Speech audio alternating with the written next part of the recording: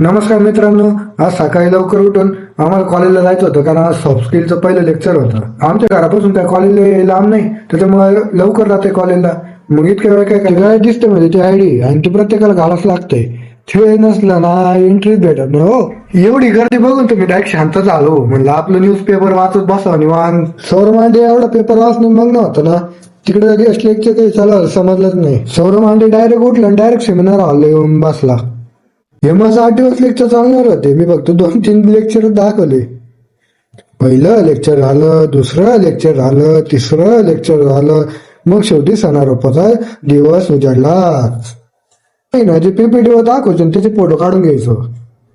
आम्हाला एवढे नवीन नवीन मित्र भेटले ना, ते खूप मित्र झाले. फंक्शन मध्ये ना खूप जुने नवीन मित्र भेटले, जसं की यश, विशाल, अभय, प्रवीण, अभिषेक, ईश्वर, समर्थ.